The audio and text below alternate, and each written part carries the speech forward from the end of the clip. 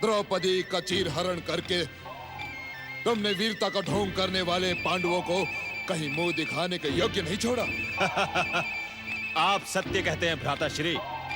मुझे पूरा विश्वास है कि हस्तिनापुर से निकलकर अपमान और कलंक का दंश धोने के लिए पांडव चुल्लू भर पानी में डूब मरे होंगे। पांडु, प्रणाम मामा श्री। आयुष्मान बाबा। मामा श्री, जब से आपने पांडवों को धूत क्रीड़ा में पराजित किया है, तब से आपके चलने, आपके उठने, आपके बैठने, आपके सोचने में विजय का विजय घोष सुनाई देता है। विजय वीर मामा श्री की जय हो। दुशासन बोलो, विजय वीर मामा श्री की जय हो। पांडु, मैंने सदैव तुमसे ये कहा है कि ये केवल मेरे पांच से नहीं है, ये तो मेरी सेना है, सेना। मामा श्री, मुझे तो पूरा विश्वास है कि सोते जागते हर समय पांडवों को आपके पासों की सेना दिखाई देती होगी। हतभागा युधिष्ठिर तो चौंक चौंक कर पौ बारा कहते हुए रात में भी उठ बैठता होगा। सावधान बच्चों, सावधान रहो। ये जो मेरे पासों की सेना है ना, इन्हीं के कारण तुम्हें आज ये महान अवसर और विजयश्री प्राप्त हुई है। परंतु कहीं ऐसा ना हो, कहीं ऐसा ना हो कि 13 वर्षों के पश्चात वो पांडव वापस यहां आकर अपने राज्य की मांग करने लगे। असंभव, असंभव मामा श्री, क्योंकि जिस ओर पांडव गए हैं वहां से हस्तिनापुर लौट कर आने का कोई मार्ग नहीं है मामा श्री। भ्राताश्री ठीक कहते हैं मामा श्री। अब पांडव नहीं, पांडवों की मृत्यु का दुख भरा समाचार लौट कर आएगा। हाँ मामा श्री, हाँ, मैं भी उसी समाचार की प्रतीक्षा कर रहा हूं। बस भांजो, ये महान अवसर हंसी ठट्टों में उड़ा देने वाला नहीं है। याद रहे कि जब तक तुम्हारे शत्रु ये पांडव जीवित हैं, तब तक तुम इस राज्य के एक छत्र सम्राट कभी नहीं बन सकते दुर्योधन। क्योंकि तुम्हारे शत्रु का जीवित रहना तुम्हारे लिए संकट का एक बड़ा कारण बन सकता है।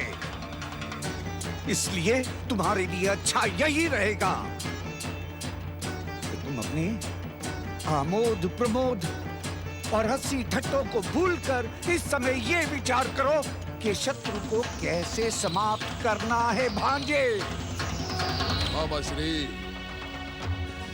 मार्ग के इन कांटों को मैं जड़ मूल के साथ उखाड़ कर फेंक देना चाहता हूं, परंतु मामा श्री, मुझे ऐसा कोई उपाय, ऐसा कोई विचार दिखाई नहीं देता जिससे सांप भी मर जाए और लाठी भी न टूटे। हाँ मामा श्री, हमें छोड़कर हस्तिनापुर का हर व्यक्ति पांडवों में आस्था रखता है। द्यूत में आपने पांडवों को द्यूत के नियम अनुसार ही हराया, परंतु भ्राताश्री को कितनी निंदा झेलनी पड़ी, कितने ही आरोप और प्रत्यारोप सहने पड़े। इसलिए हम चाहते हैं कि पांडवों को किसी ऐसी योजना से समाप्त किया जाए जिससे भ्राताश्री को कोई भी निंदा, आरोप, प्रत्यारोप ना लगे। मुझे किसी आरोप, प्रत्यारोप और निंदा की चिंता नहीं है दुशासन।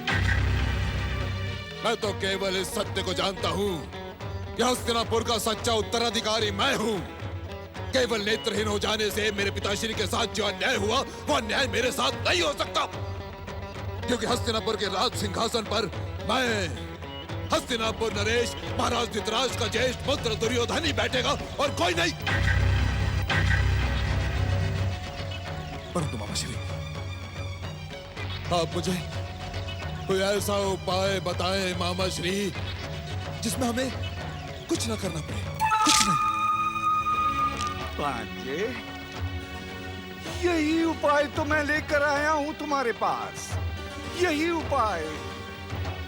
भांजे, तुम्हें हस्तिनापुर के राज सिंहासन पर बैठा देखने के लिए मेरी आंखें तड़प रही हैं, मेरी आंखें तड़प रही हैं भांजे। महाराज दुर्योधन की जय जयकार सुनने के लिए मेरे कान तरस रहे हैं। परंतु मैं ये भी अच्छी तरह से जानता हूं कि इस तड़पन को मिटाने के लिए तुम्हारे मामा श्री को ना जाने कितनी और परीक्षाएं देनी होंगी। मामा श्री, आप किस उपाय की बात कर रहे थे? आजू, तुमने रुद्र अवतार महर्षि दुर्वासा के क्रोध के बारे में अपने गुरुओं से अवश्य सुना होगा। महर्षि दुर्वासा? हाँ, महर्षि दुर्वासा। ये वही महर्षि दुर्वासा थे जिन्होंने स्वर्ग के सिंहासन पर विराजमान इंद्र को दर दर का भिक्षुक बना के रख दिया था। भांजे, उनके क्रोध को कौन नहीं जानता। यदि तुम इस क्रोधी दुर्वासा को प्रसन्न कर दोगे तो उन पांडवों का सर्वनाश सुनिश्चित है। पांडवों के पास जाने की विनती की। युवराज सुयोधन, हमारी प्रसन्नता पर जो तुमने हमसे वरदान मांगा है, वो हमें कुछ समझ में नहीं आया वत्स।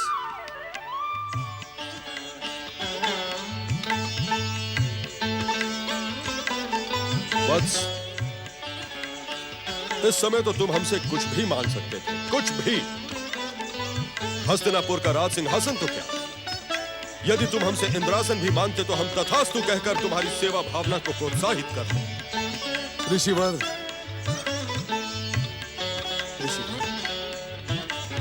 मुझे ना तो हस्तिनापुर के सिंहासन का लोभ है और ना ही इंद्रासन का। मुझे लोभ है तो केवल इन चरणों की भक्ति का।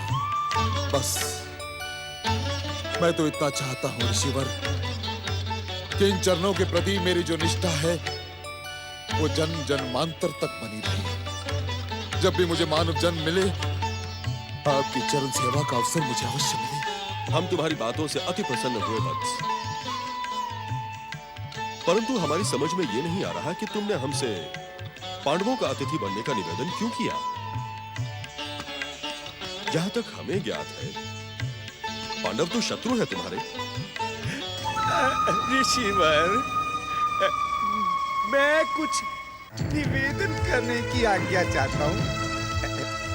महर्षि,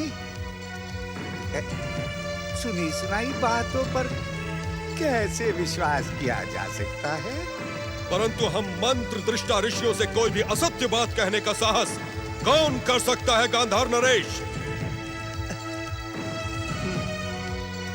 महर्षि, क्षमा करें, छोटा मुंह बड़ी बात ना हो जाए।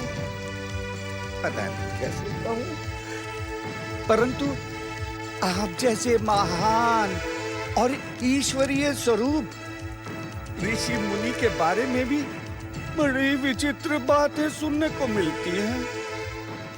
अब आप जब हस्तिनापुर युवराज महल के अंदर आ रहे थे तो युवराज सुयोधन को कई लोगों ने रोका और कहा कि इन्होंने महर्षि सुवासा को नहीं बल्कि एक धधकती हुई ज्वाला को आमंत्रित किया है। हाँ। किसने हमें धधकती हुई ज्वाला की उपाधि है गांधार नरेश? किसने? और कौन होगा ऋषिदेव? ये वही तो लोग हैं जिन्होंने आपसे ये कहने का दुस्साहस किया कि युवराज दुर्योधन पांडवों के शत्रु हैं। बात तो ये है ऋषिवर कि जिस प्रकार आप सच्ची भावना रखने वालों पर कृपा दृष्टि रखते हैं, ठीक ठीक इसी प्रकार युवराज सुयोधन पांडवों के साथ मित्रता और अच्छे संबंध रखना चाहते हैं। ये मेरे प्रश्न का उत्तर नहीं है गांधार नरेश शकुनी।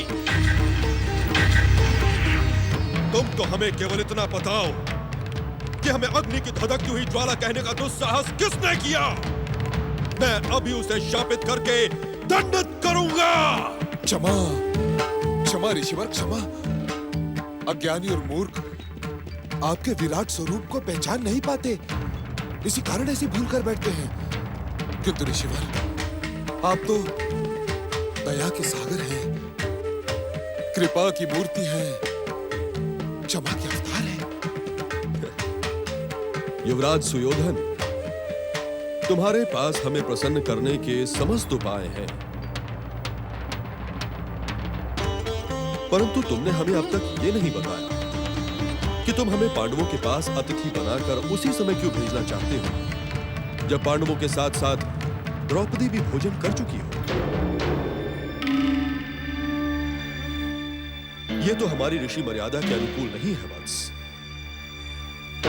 और फिर हम कहीं अकेले तो जाते नहीं वत्स, हमारे साथ हमारी विशाल शिष्य मंडली भी जाती है। युधिष्ठिर को धर्म संकट में डालने के पीछे तुम्हारा उद्देश्य क्या है सुयोधन? ऋषिवर, मैं इस प्रार्थना का कारण तो आपको बताना नहीं चाहता था, परंतु आपका आदेश मैं कैसे टाल सकता हूं? नहीं टाल सकता। ऋषिवर, सत्य तो यह है कि मेरी इस याचना के पीछे जो मेरी भावना है वो मेरे परिवार के कल्याण से जुड़ी है। परिवार कल्याण? मैं कुछ समझा नहीं वत्स, अपनी बात को स्पष्ट कहो। ऋषिवर, जानकारी पाकर कोई भी आप जैसे महान ऋषि की सेवा कर सकता है, किंतु यदि अनजाने में मेरे चचेरे भाई आपको प्रसन्न करने में सफल रहे तो आपकी कृपा तो उन्हें अवश्य प्राप्त होगी। और आपकी कृपा से ऋषिवर, उनके भीतर सद्बुद्धि का विकास होगा और वे शत्रुता भूलकर प्रणाम करती हुई द्रौपदी कहती है, ओम सूर्याय नमः।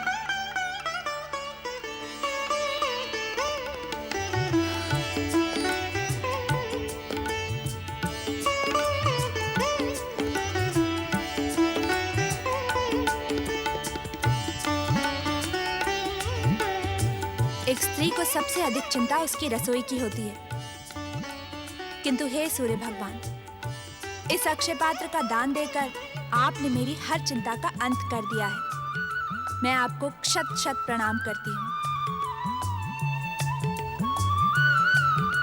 महाराज युधिष्ठिर, पांडुपुत्रों, यथाशीघ्र बाहर आएं। मैं महर्षि दुर्वासा का आवश्यक संदेश लेकर आया हूँ। ऋषि दुर्वासा?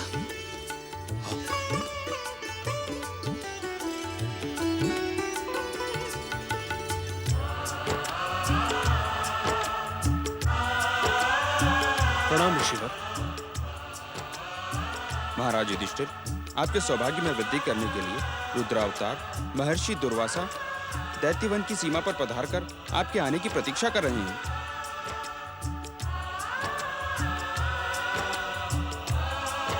अहो भाग्य, अहो भाग्य। अनुज, मध्यम, सुना तुमने? स्वयं रुद्रावतार महर्षि दुर्वासा हमें दर्शन देने पधारे हैं। शीघ्र चलो, हमें उनके श्री चरणों से आशीर्वाद प्राप्त करना है। क्षमा करें ऋषिवर, आपने हमें प्रसन्न करने वाला इतना अद्भुत समाचार सुनाया कि हम अपना अतिथि धर्म भूल गए। पहले हमें आपसे जलपान। मुझे किसी वस्तु की आवश्यकता नहीं है, पहले आप महर्षि की सेवा में चलें। आओ भूपा।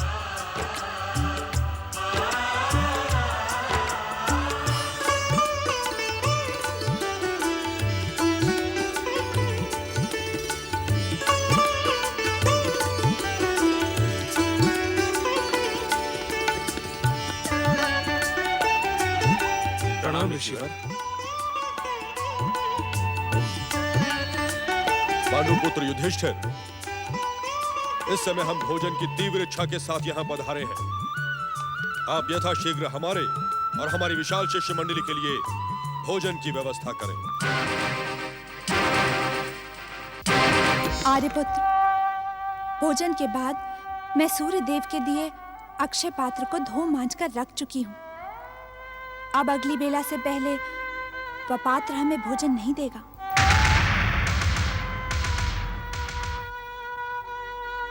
तब तो हम किसी भी प्रकार अपने अतिथि धर्म की रक्षा नहीं कर पाएंगे। बड़े भैया, इस समय अतिथि धर्म से बड़ी चिंता हमें महर्षि दुर्वासा के क्रोध की है।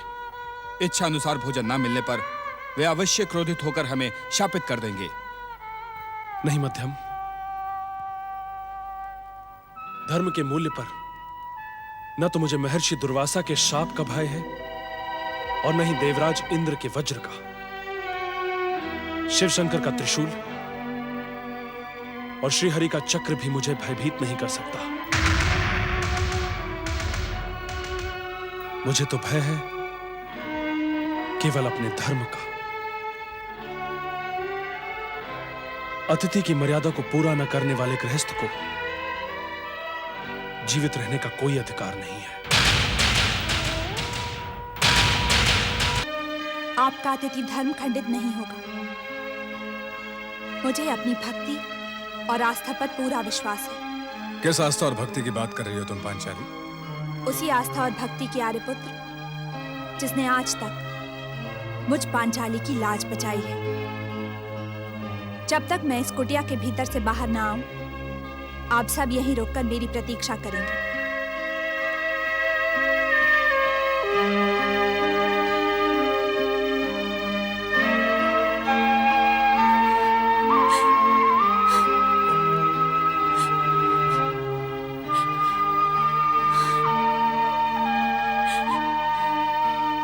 श्री कृष्ण गोविंद हरे मुरारे, श्रीनाथ नारायण वासुदेव।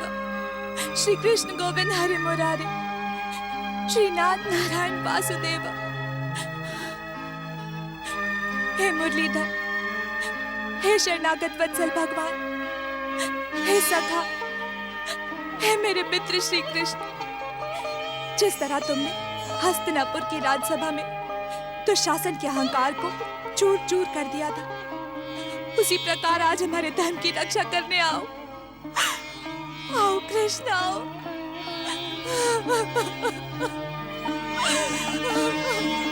सखी, इतना व्यग्र होकर क्यों पुकार रही हो मुझे? मैं तो तुम्हारे समीप ही हूं। देखो, तुमने पुकारा और मैं आ गया।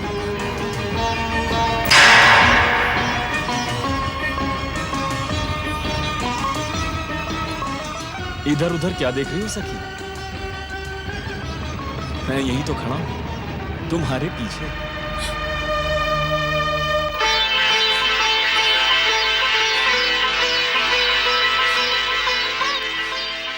तुम आ गए सखा? कैसे नहीं आता द्रौपदी? तुम्हारी पुकार ने मुझे विचलित जो कर दिया था। बात ही विचलित कर देने वाली है बंसीधर। जानते हो, आर्यपुत्र अपना अतिथि धर्म ना निभा पाने के कारण आत्महत्या। ये सब बातें छोड़ो सखी, मैं बहुत थका हुआ हूं। मुझे भूख लग रही है। ये क्या कह रहे केशव? क्यों? मैंने क्या कुछ अनुचित कह दिया? मुझे भूख लग रही है। भोजन हो तब तो तुम्हारे सामने लाकर रखो। भोजन के कारण ही तो ये सारा संकट आ खड़ा हुआ है। पांचों पांडव आत्महत्या की बात कर रहे हैं। ये आज तुम्हें क्या हो गया द्रौपदी? तुम्हारे पास तो सूर्यदेव का दिया हुआ अक्षय पात्र है। क्या तुम मुझे उसके योग्य नहीं समझती? इस समय उस पात्र से भोजन नहीं मिल सकता। वह पात्र तब तक ही अक्षय रहता है जब तक मैं भोजन ना कर लूं, और मैं भोजन कर चुकी हूँ। ठीक है, तुम वो पात्र लेकर आओ। जब मैं उसे अपनी आंखों से देख लूंगा तो विश्वास कर लूंगा। ठीक है, तुम उस पात्र को देखना ही चाहते हो तो देख लो, परंतु पात्र देखने के बाद ऋषियों के भोजन की व्यवस्था तुम्हें ही करनी पड़ेगी। तुम वो पात्र लेकर तो आओ।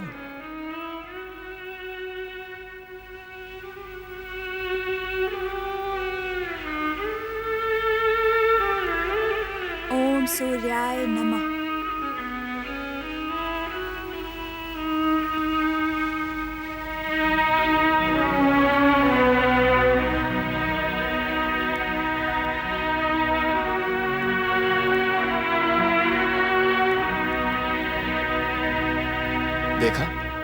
मैंने कहा था ना कि तुम मुझसे परिहास कर रही हो। देखो, ये अन्न का भाग अब तक मेरी प्रतीक्षा कर रहा है। केशव, परिहास छोड़ो और गंभीरता से बात करो। ऋषि दुर्वासा अपनी विशाल शिष्य मंडली के साथ गंगा स्नान से लौट कर आने वाले हैं। ठीक है, यदि तुम कहती हो तो मैं गंभीर हो जाता हूं, किंतु पहले मुझे अपनी भूख तो शांत करने दो। साग का यह भाग मेरे लिए पर्याप्त है। इस साग के द्वारा इस संपूर्ण जगत की आत्मा और परमेश्वर की भूख शांत हो।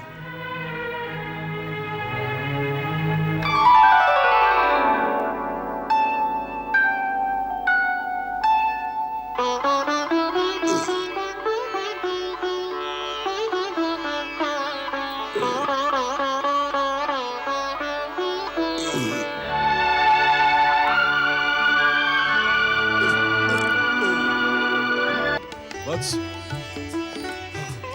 आज्ञा भगवान।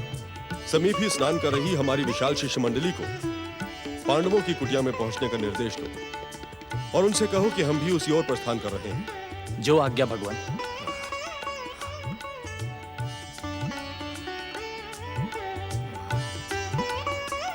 भगवान, स्नान ध्यान तो पूरा हुआ। सत्य, गंगा स्नान करके मन प्रसन्न हो गया। वत्स वेदज्ञ, तुम तो भोजन करने से पहले ही तृप्त हो गए।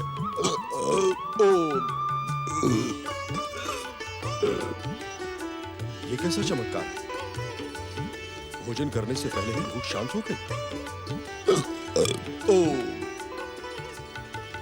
अब तो कुछ भी खाने की इच्छा शेष नहीं है। हाँ भगवान, मुझे भी ऐसा ही लग रहा है कि मैं पूर्ण रूप से तृप्त हो चुका हूँ। अब एक कौर भी और खाया तो वमन हो जाएगा। क्षमा करें भगवान, आपके सभी शिष्यों की भूख समाप्त हो चुकी है। सभी तृप्त हो चुके हैं। किसी को भी भोजन की इच्छा शेष नहीं है।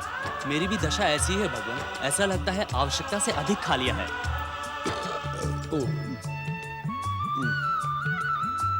व्यर्थी पांडवों ने हमारे आतिथ्य का कष्ट उठाया। वे तो स्वयं कष्टों में जी रहे हैं। न जाने क्या क्या यत्न करके उन्होंने हम सब के लिए भोजन की व्यवस्था की होगी। यह तो बहुत बड़ा अपराध हो गया हमसे। भगवान के सच्चे भक्तों को सताना घोर पाप है और पांडव तो वैसे भी महात्मा हैं। दुर्योधन को वचन देकर हमने बहुत बड़ी भूल कर दी वत्स वेदज्ञ। अब क्या होगा भगवान? इस समय पांडवों के सामने जाना उचित नहीं होगा। हमारी भलाई इसी में है कि शीघ्र अतिशीघ्र यहां से भाग चले। मस्तक पर चंदन का तिलक तो लगा ले भगवान। तिलक विलक सब बाद में लगा लेंगे वेदज्ञ। इस समय तो यहां से प्रस्थान करने में ही हम सबका कल्याण है। कहीं श्री हरि का चक्र फिर से आ गया तो अनर्थ हो जाएगा। वत्स, तुम तीव्र गति से जाकर शिष्य मंडली को भागने का संदेश दो। जो आज्ञा भगवान। और वत्स वेदज्ञ, यहां से शीघ्र अतिशीघ्र निकल चले। चलो।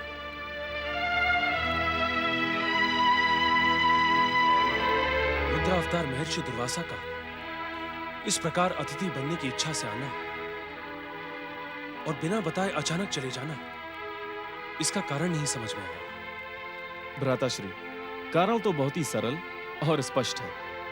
पांडवों को केवल दुर्योधन के स्वार्थ की परीक्षाओं से ही बार बार कष्ट उठाना पड़ रहा है। अर्थात ऋषियों का यहाँ आना। हाँ पार्थ, मुझे इस बात के संकेत पहले से ही मिल चुके हैं कि दुर्योधन अपने मामा शकुनी के साथ दुर्वासा ऋषि को प्रसन्न करने के लिए बढ़ चढ़कर प्रयास कर रहा है। अर्थात ये सब दुर्योधन के प्रयासों का ही परिणाम है। बड़े भैया, इस षड्यंत्र का सूत्रधार और कोई नहीं बल्कि गांधार नरेश शकुनी है।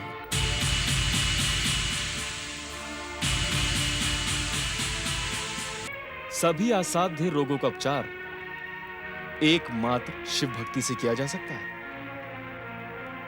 भगवान शिव समस्त दुखों का नाश करने वाले हैं। जो भी सच्चे मन से उनकी भक्ति करता है वो कभी दुखी नहीं रहता। थोड़ा यत्न करने मात्र से भोलेनाथ प्रसन्न हो जाते हैं।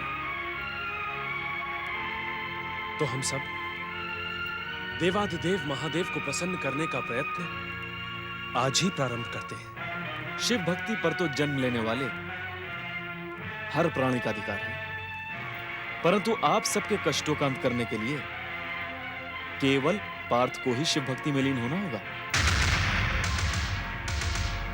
तुम्हें अब तक भक्ति की शक्ति का ज्ञान प्राप्त नहीं हुआ है।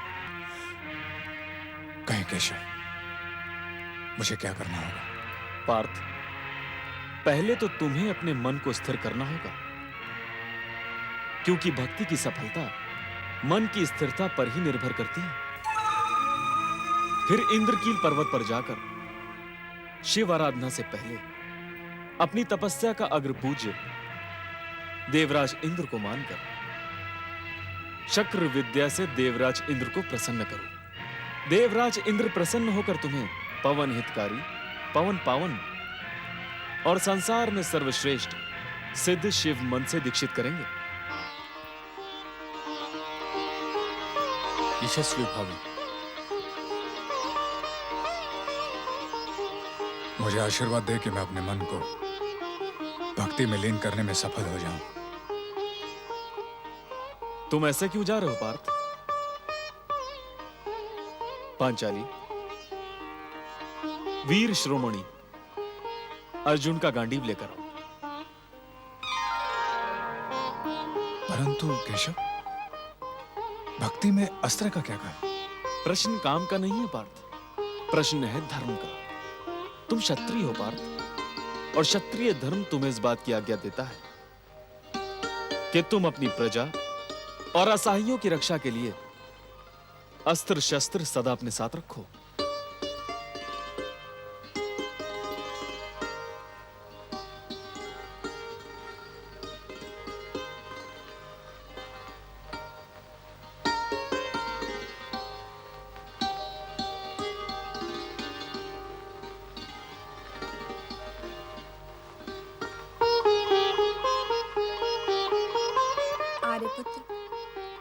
आप एक शुभ संकल्प के साथ तपस्या करने जा रहे हैं।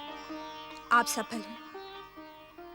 यदि कोई आपको कष्ट पहुंचाने अथवा शत्रुता भरी दृष्टि से देखने का दुस्साहस करे तो उसे दंडित अवश्य करे। आपकी विजय में ही मेरा सम्मान है। आपका गांडीव अत्याचारियों के अत्याचार को दंडित करने में सफल हो। मैं तो अपनी शक्ति का प्रयोग सदा अत्याचारियों का अंत करने और सम्मान की रक्षा के लिए करना चाहता हूं, परंतु मुझे इस समय भक्ति में लीन हो जाने का आदेश दिया गया है, और बड़ों के आदेश को मानना मेरा धर्म है।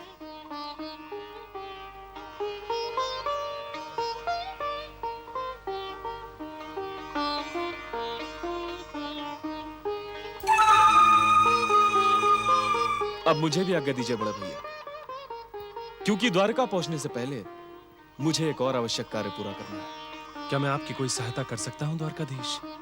नहीं बड़े भैया, यह कार्य तो केवल मुझे ही पूरा करना है। बंद बंद करो, ये प्रलाप बंद करो। ये नहीं हो सकता, ये असंभव है। मामाश्री, क्या आपको इस गुप्तचर की बात पर विश्वास है? मुझे तो ऐसा लग रहा है कि ये पांडवों के साथ मिलकर हमें भ्रमित करने का समाचार सुना रहा है।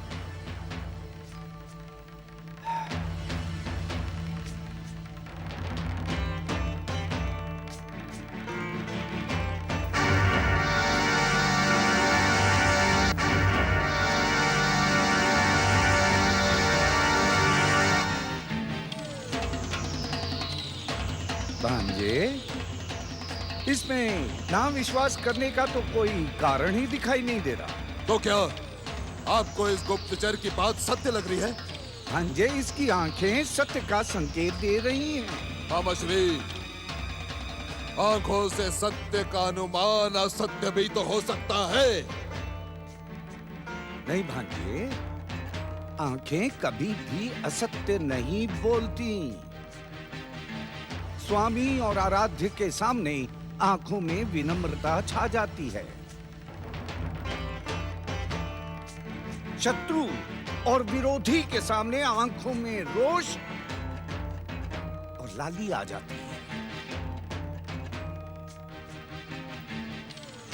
और प्रिय पुत्र और संबंधियों के सामने आंखें सरस हो जाती हैं। षड्यंत्र जाते के समय आंखों में भय छा जाता है, भय। और भांजे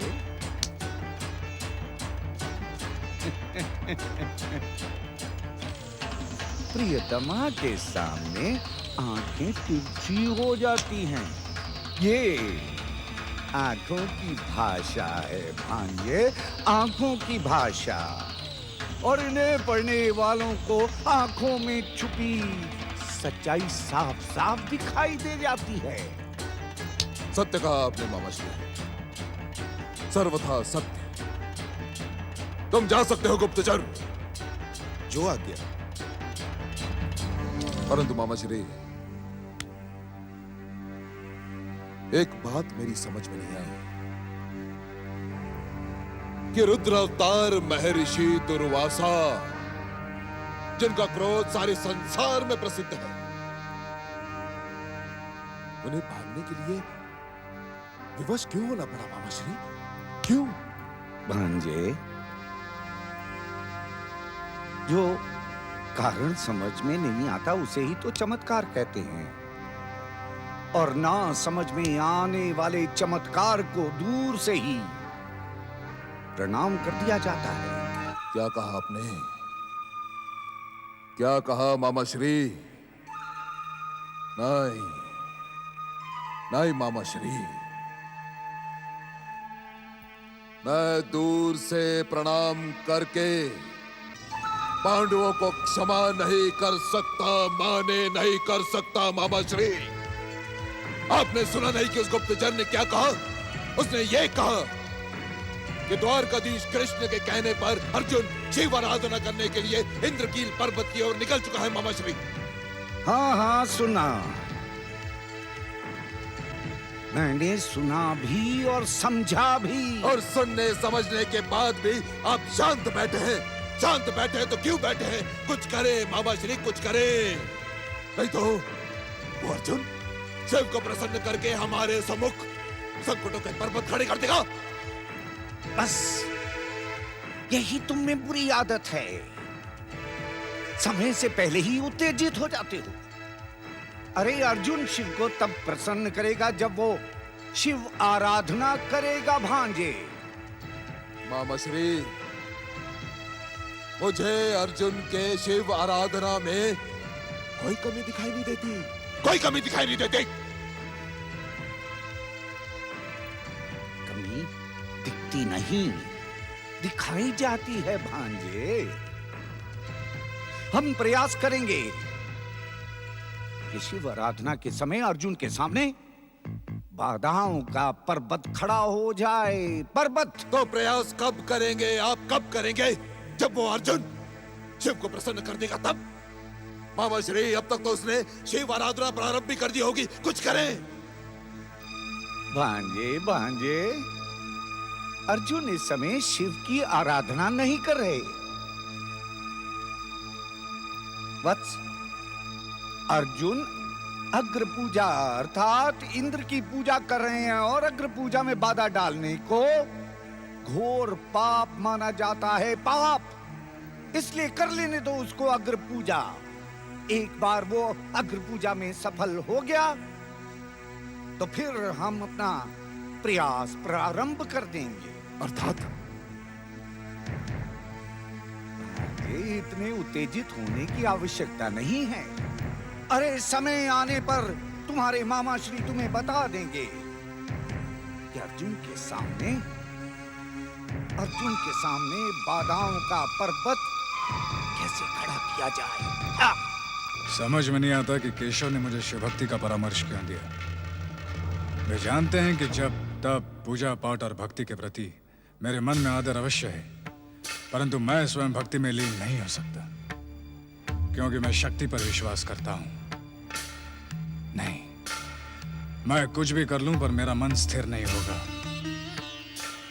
भरी राज्यसभा में कौरवों ने हमारा जो अपमान किया है उसे मैं भूल नहीं सकता। वो अपमान ही मेरा मन स्थिर नहीं होने देगा।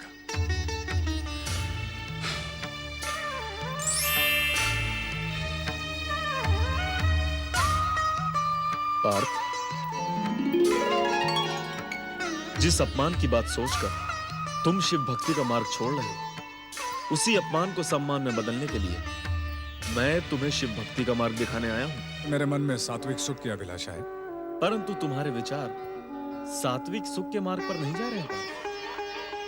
सात्विक और सच्चा सुख पाने के लिए तुम्हें हस्तिनापुर की राजसभा में हुए पांडवों के उस अपमान की बात को भूलना होगा। नहीं केशव, मैं उस अपमान को कैसे भूल सकता हूं? अपमान का वो क्षण मेरे भीतर प्रतिशोध के ज्वालामुखी को जन्म दे रहा है।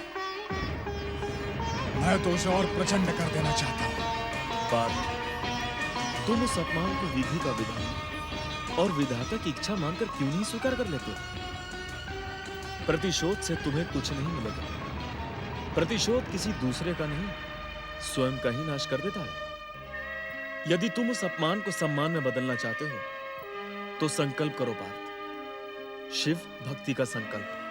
आप बार बार वही कह रहे हैं केशव, जिसे करने की स्वीकृति मेरा मन नहीं दे रहा है। कौरवों ने छल से हमारा सब कुछ छीना है, राजा से रंग बना दिया हमें। तुम्हारा क्या छीना उन्होंने पार्थ? और तुम यहां लेकर ही क्या आए थे? तुम यहां खाली हाथ आए थे पार्थ, और खाली हाथ ही जाओगे। जो आज तुम्हारा है वो कल किसी और का होगा। अपना पराया तेरा मेरा ये सब अपने मन से भुला दो पार्थ। फिर तुम सबके हो और सब तुम्हारे। शिव भक्ति परम सुखदायी है पार्थ। शिव अपने भक्तों पर सबसे शीघ्र कृपा करते हैं। आपकी बात सत्य है, नीति सम्मत और उचित है। पार्थ, तुम सभी विचारों, धर्मों और प्रश्नों का त्याग करके एकमात्र मेरी शरण में आ जाओ। मैं तुम्हें समस्त पापों से मुक्त कर दूंगा। तुम शोक मत करो पार्थ। मेरे शोक का अंत हुआ, प्रश्न और जिज्ञासाएं स्वयं ही समाप्त हुई। अब आप मेरा मार्गदर्शन करें प्रभु। मार्गदर्शन तो मैं तुम्हें पहले ही दे चुका हूं पार्थ। इंद्रकील पर्वत के पावन स्थान पर तुम शक्र विद्या द्वारा देवराज इंद्र को प्रसन्न करके परम सिद्ध शिव मंत्र की दीक्षा प्राप्त करो। अब समय व्यर्थ ना करो पार्थ, शीघ्र अपनी तपस्या प्रारंभ करो।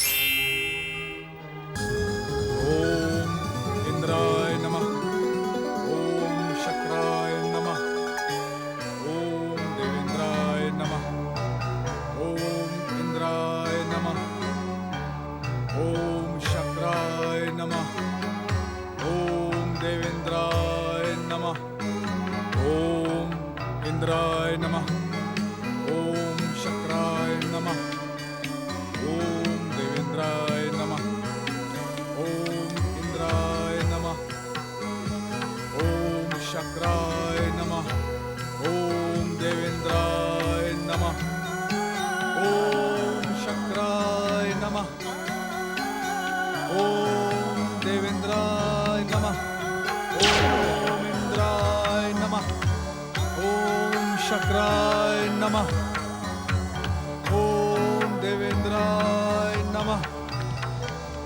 ओम इंद्राय नमः। मुझ अग्निदेव के समान अग्नि में स्वयं को तपाकर तपस्या करने वाला ये तपस्वी कौन है? इसकी कठोर तपस्या देखकर मुझे पूरा विश्वास है कि स्वर्ग पर अधिकार करने की कामना से ही ये तपस्या कर रहा है। परंतु आश्चर्य है कि इतनी कठोर तपस्या का संकल्प करने वाला ये तपस्वी देवराज इंद्र को प्रसन्न करना चाहता है। मुझे देवराज को इसकी सूचना देनी होगी। ओम नमः शिवाय। नमः, ओम शक्राय नमः,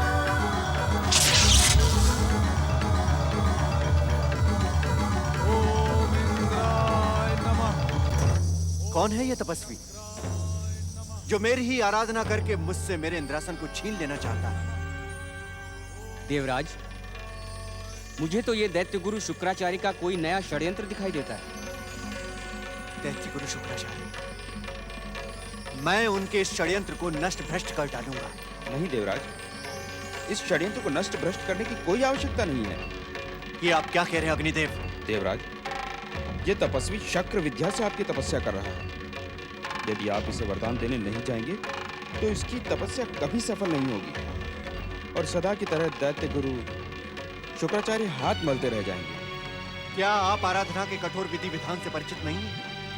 आराध्य अपने आराधक को केवल एक सीमा तक ही रोक सकता है। उसके बाद त्रिदेव और शुभ शक्तियां हस्तक्षेप करने के लिए स्वतंत्र हो जाती हैं। इसके आराध्य तो आप ही हैं देवराज। तो क्या इसकी पुकार पर प्रसन्न होकर आप स्वर्ग का वरदान दे देंगे? वरदान? कदापि नहीं वरुण देव, कदापि नहीं। हम उस निश्चित समय सीमा से पहले ही इस तपस्वी की तपस्या को खंडित कर देंगे। सीमा की प्रतीक्षा क्यों देवराज? आप हमें आज्ञा दें, हम अभी अपनी शक्तियों से इसकी तपस्या में बाधा उत्पन्न कर देते हैं। स्वर्ग की सुरक्षा के लिए किसी भी आज्ञा की आवश्यकता नहीं है देवगण। अग्निदेव, वरुण देव, आप दोनों हमारे साथ आकर इस तपस्वी की तपस्या को खंडित करें। ओम नमः शिवाय। नारायण नारायण। धन्य है आप देवता, धन्य है आपका पुरुषार्थ और धन्य है आपकी स्वामी भक्ति। और आप देवराज, आप भी धन्य हैं और आपका स्वामित्व भी धन्य है। आपका स्वामित्व जिसके अनुशासन में आपके साथी देवता पाप पुण्य, धर्म अधर्म किसी का भी विचार नहीं करते। परंतु कुछ भी कहने की आवश्यकता नहीं है देवराज इंद्र। यह बात तो सारा संसार जान चुका है कि किसी भी तपस्वी की तपस्या देखकर आपके हृदय पर सांप लौटने लगते हैं। नारायण नारायण। देव ऋषि, ये तपस्वी दैत्य गुरु शुक्राचार्य के कहने पर स्वर्ग की कामना से ब्रह्माग्नि प्रकट करके ऐसी कठोर तपस्या कर रहा है। नारायण नारायण। लाज आती है मुझे तुम्हें देवता कहते हुए। धिक्कार है तुम्हारे देवत्व पर। किस आधार पर आप यह अनुमान लगा रहे हैं कि यह तपस्वी स्वर्ग पाने के लिए तपस्या कर रहा है? बताएं। नारायण नारायण। प्रहार की योजना बनाने से पूर्व यदि आप यह जान लेते कि इसकी तपस्या का उद्देश्य क्या है तो पवन देव आप ऐसी बात कदापि न करते। परंतु किसी किंतु परंतु की आवश्यकता नहीं है पवन देव। आप तो इस तपस्वी को ठीक से पहचानते तक नहीं। क्षमा करें देवर्षि, कौन है ये तपस्वी? नारायण नारायण। देवराज इंद्र, आप इसे भलीभांति जानते हैं और पहचानते भी हैं। पर एक प्रयास तो करें। ओम इंद्राय नमः, ओम शक्राय नमः, ओम देवेंद्राय नमः। क्षमा करें देवर्षि, आश्चर्य है आप इसे पहचानने में असफल रहे। घोर आश्चर्य है देवराज इंद्र। यह आपके पुत्र के समान है। आप भले ही इसे ना पहचानते हो, परंतु आप इसकी माता देवी कुंती को तो नहीं भूले होंगे। ओम इंद्राय नमः। यह देवी कुंती का पुत्र वीर शिरोमणि गांडीवधारी अर्जुन है। इंद्राय नमः। आपने देखा नहीं देवराज इंद्र, ठीक इसके समीप सारे संसार में विख्यात उसका गांडीव भी रखा है।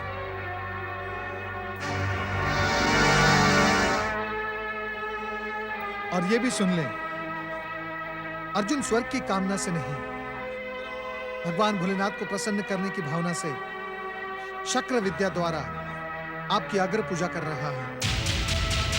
यदि आप में लेश मात्र भी धर्म जीवित है तो जाएं देवराज इंद्र, अपने पुत्र के समान वीर शिरोमणि अर्जुन का मार्गदर्शन करें। ओम नमः शिवाय।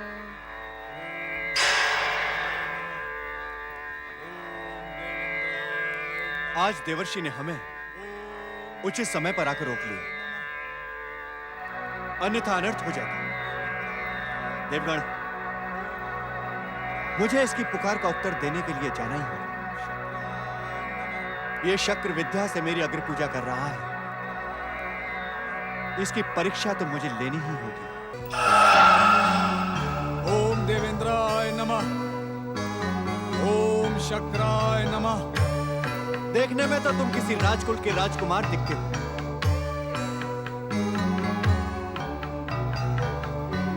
तुमने मेरी बात का उत्तर नहीं दिया बस। क्या तुम किसी राजकुल से संबंधित हो?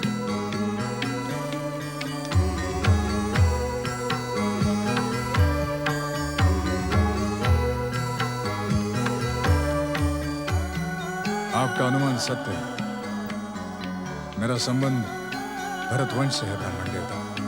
भरतवंश से संबंध रखने के पश्चात तुमको इस चक्र विद्या से इस कठोर तप की क्या आवश्यकता पड़ गई? मेरा कहा मानो, ये तपस्या त्याग दो। आप मुझसे तपस्या का त्याग करने के लिए क्यों कह रहे हैं ब्राह्मण देवता? कारण तो तुम भी जानते हो नबीवक। तुम्हारी आयु अपने आप को कठोर तप में तपाने की नहीं, अपितु जीवन के रास रंग और भोग विलास में डूब जाने की है। यदि तुम भोग विलास और जीवन के रास रंग का आनंद उठाना चाहते हो तो मैं तुम्हारी अवश्य सहायता कर सकता हूं। कौन हो तुम?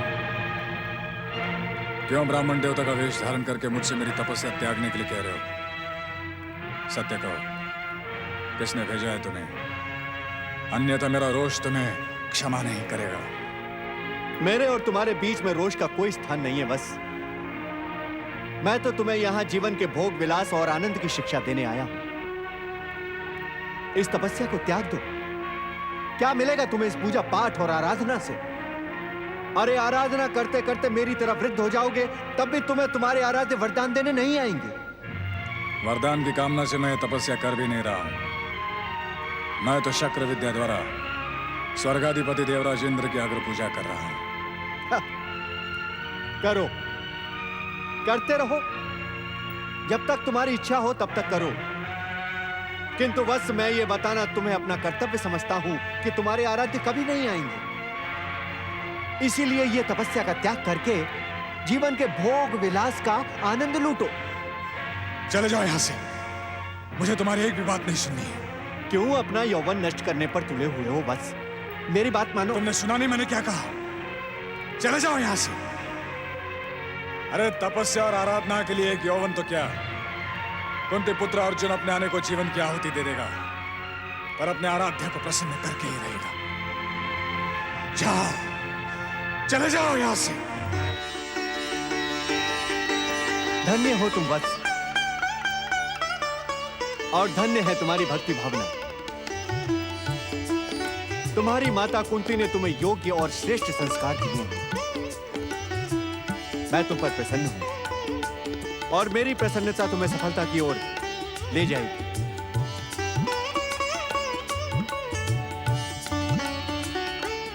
नहीं नहीं, अब इन औपचारिकताओं की आवश्यकता नहीं।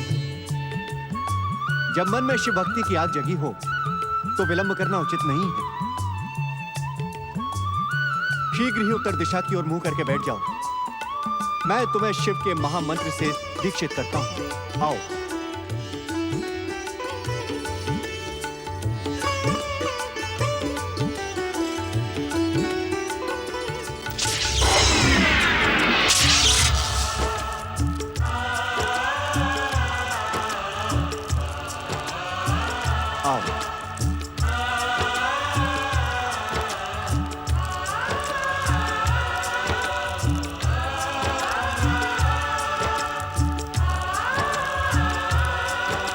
ओम नमः शिवाय।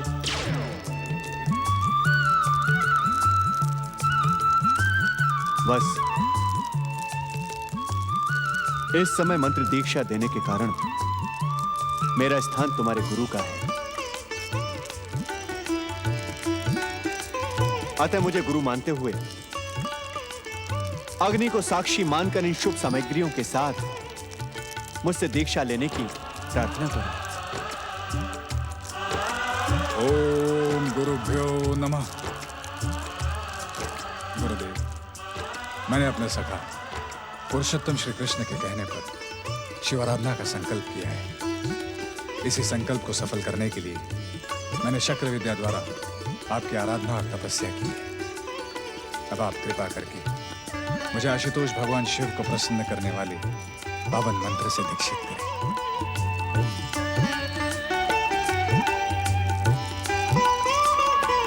हर हर महादेव।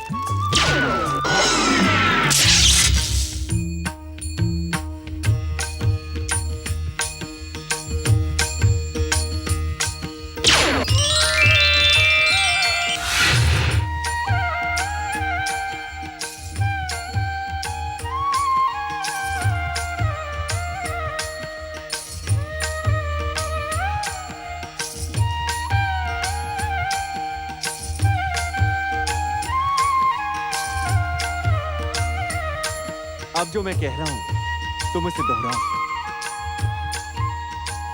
ओम नमः शिवाय। ओम नमः शिवाय। ओम नमः शिवाय। ओम नमः शिवाय।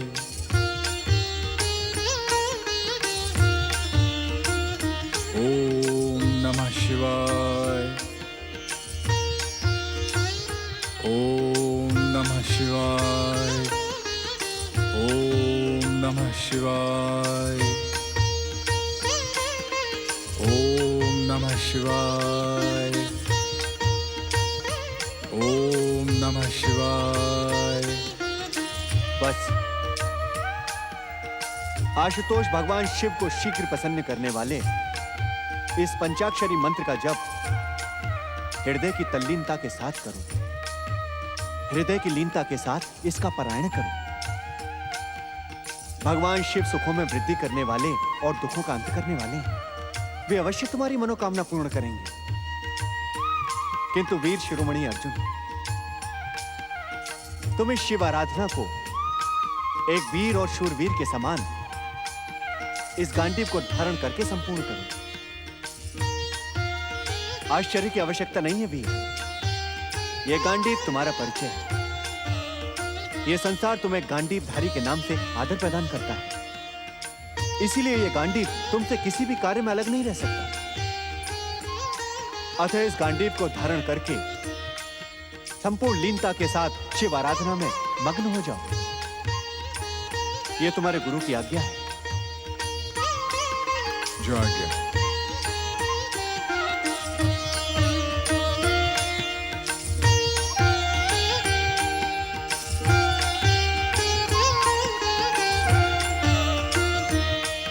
तुम्हारा कल्याण हो बस।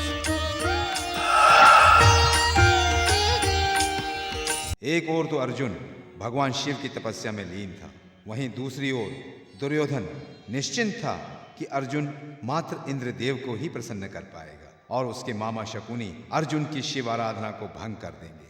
किंतु अब तक ऐसा हुआ नहीं। अर्जुन इंद्रदेव को प्रसन्न कर चुका था तथा इंद्रदेव अर्जुन को शिव मंत्र से दीक्षित कर चुके थे और अर्जुन अपने लक्ष्य की ओर अग्रसर था। अर्जुन को अपने लक्ष्य से विमुख करने हेतु मामा शकुनी ने अपनी तांत्रिक विद्या द्वारा अपने मित्र दैत्यराज मूक को आमंत्रित करने का निश्चय किया। ओम श्रीम श्रीम ओम श्रीम श्रीम ओम श्रीम ऐं कांजरी फट स्वाहा।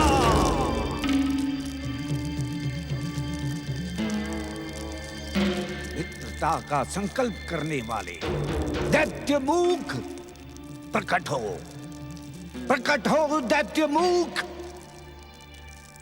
तुम्हारा मित्र गांधार नरेश शकुनी तुम्हारा आह्वान कर रहा है।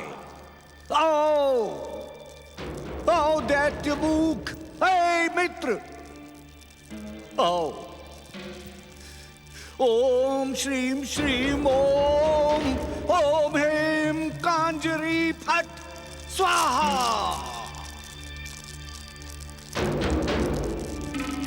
तुम्हें अपनी मित्रता की सौगंध है दैत्यराज मूक। अपने मित्र की सहायता के लिए आओ। एक मित्र की सहायता करना मित्र का कर्तव्य है। प्रकट हो दैत्यराज मूक स्वाहा।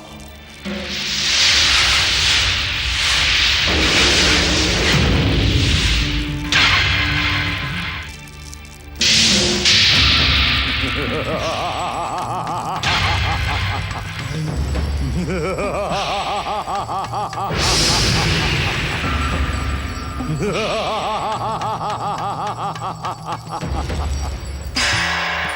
नारायण नारायण नारायण लक्ष्मी नारायण नमः शिवाय। ओम नमः शिवाय। जय हो भोलेनाथ, जय हो भोलेनाथ।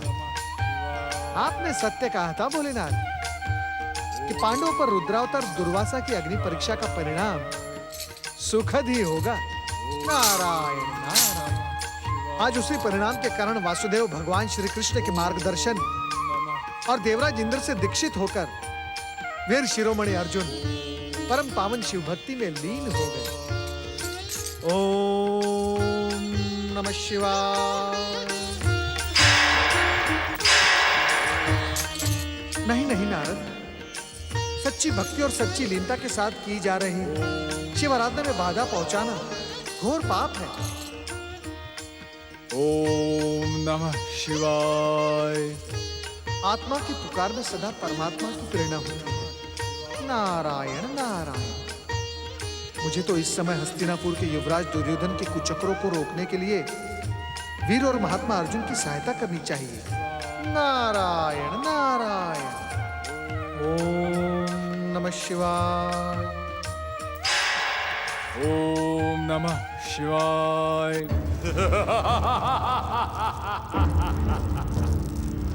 स्वागत है दैत्यराज, स्वागत है।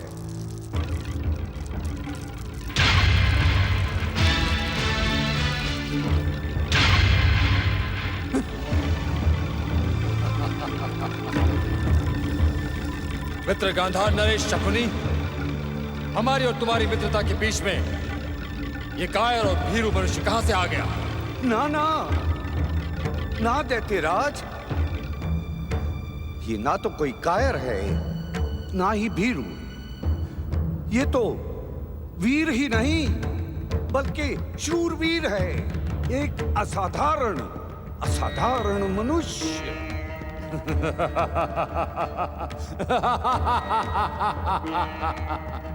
यदि असाधारण मनुष्य ऐसे होते हैं मित्र शकुनी, तो साधारण कैसे होते हैं? साधारण मनुष्य तो मुझे देखकर ही अपने प्राण त्याग देगा। वैसे ही तो इसके प्राण भी मुझे देखने के बाद से कंठ में अटके हैं। कौन है ये मनुष्य और क्या संबंध है तुम्हारा इससे मित्र? तुमने इस गुप्त कक्ष में किसी अपरिचित व्यक्ति के सामने हमें बुलाने की आवश्यकता क्यों समझे? ये मेरा प्रिय भांजा सुयोधन है, सुयोधन। हस्तिनापुर का होनहार युवराज और भावी सम्राट गांधारी नंदन सुयोधन तुम्हारे मित्र शकुनी को प्राणों से भी प्रिय।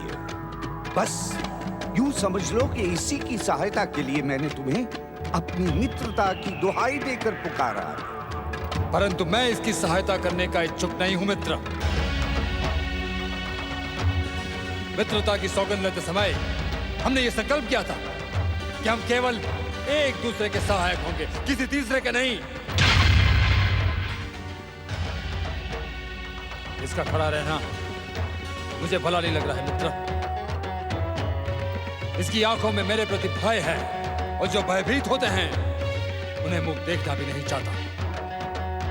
गांधार नरेश, इससे कह दो कि यहां से चला जाए। नहीं दैत्यराज, मैं युवराज सुयोधन को यहां से जाने के लिए नहीं कह सकता। कारण? कारण एक नहीं अनेक है। सबसे पहला कारण तो ये है कि मेरी बहन का पुत्र होने के नाते ये मेरे मान और सम्मान के अधिकारी हैं और मैं इन्हें यहां से जाने के लिए कहकर इनको अपमानित नहीं कर सकता। और दूसरा कारण बताने से पहले दैत्यराज, मैं तुमसे कुछ पूछना चाहता हूं। तनिक मुझे ये बताओ कि हमारी मित्रता में केवल तुम्हारी ही इच्छा सर्वोपरि है? अपनी इच्छा से तुम मुझे अपने प्रिय भांजे को यहाँ से चले जाने की आज्ञा देने को कह रहे हो? यही बात है तो मैं अपने इस मित्रता के बंधन को अभी इसी समय समाप्त करता हूं, तोड़ देता हूं।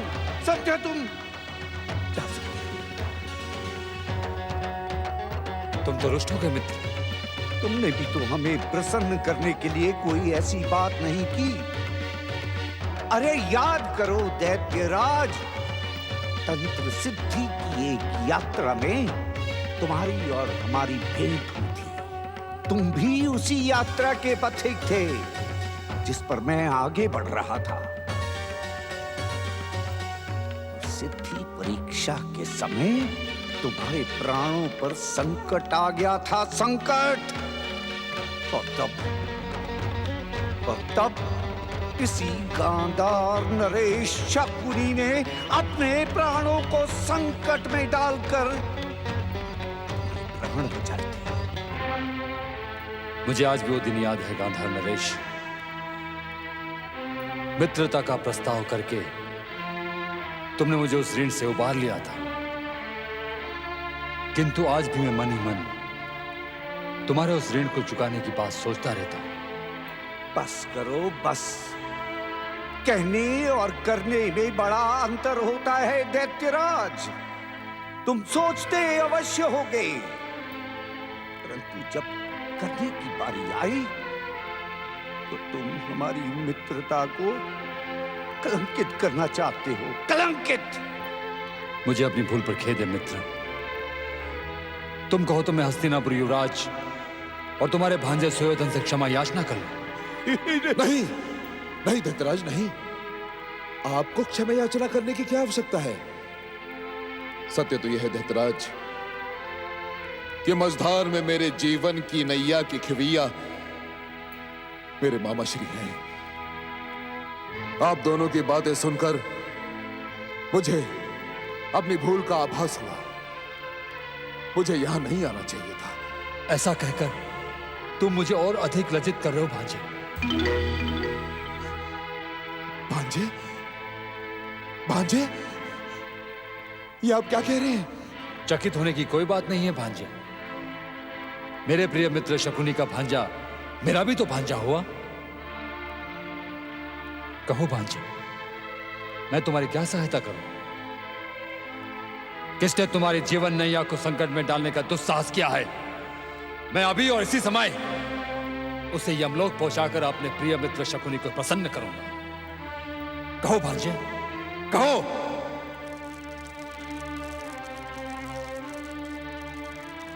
मामा श्री दैत्यराज मुख, मैं हस्तिनापुर नरेश महाराज धृतराष्ट्र का ज्येष्ठ पुत्र हूं। हस्तिनापुर के राज सिंहासन पर केवल और केवल मेरा अधिकार है और किसी का नहीं। परंतु मेरे पिताश्री के स्वर्गीय भाई महाराज पांडु के पुत्र मुझसे मेरा यह अधिकार छीनना चाहते हैं।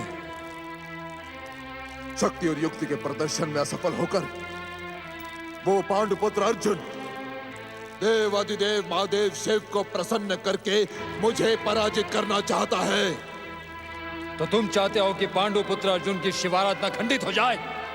हाँ, हाँ दैत्यराज, शिव आराधना खंडित हो जाए। उसके साथ साथ हम ये भी चाहते हैं कि वो अर्जुन और सारे के सारे पांडव सदा सदा के लिए समाप्त हो जाएं। हाँ मामा श्री, यही चाहते हम, यही चाहते हैं। होगा। ऐसा ही होगा। इसके दो कारण हैं। एक कारण तो ये कि अर्जुन और पांडवों का समाप्त होना मेरे मित्र की इच्छा है, और दूसरा कारण दैत्यराज मूक इस संसार से आराधना, तपस्या, भक्ति और पूजा पाठ की परंपरा को सदा सदा के लिए समाप्त कर देना चाहता है। धन्य हो मित्र, धन्य हो दैत्यराज, धन्य हो। ओम नमः शिवाय। ओम नमः शिवाय।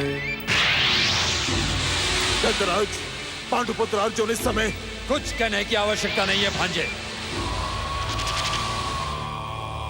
गांधार नरेश जानते हैं कि दैत्यराज मूक की सिद्ध शक्तियों से इस संसार का कोई भी सत्य छुपा नहीं है। तुम्हारा शत्रु इस समय इंद्रकील पर्वत पर शिव आराधना में लीन है। इसी समय में वहां जाकर उसे यमलोक का मार्ग दिखाता हूं। मित्र, मुझे विश्वास है तुम मेरी बात को अन्यथा नहीं लोगे। अपनी मित्रता की सच्चाई को प्रकट करने के लिए मैं तुम्हें वचन देता हूं कि अर्जुन को दंडित करने के बाद स्वयं ही तुमसे भेंट करने आऊंगा।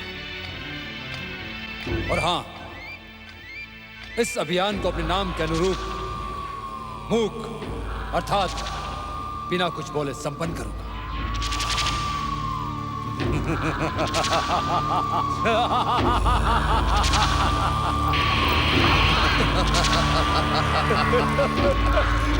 बाबा श्री ओम नमः शिवाय। ओम नमः शिवाय। ओम नमः शिवाय।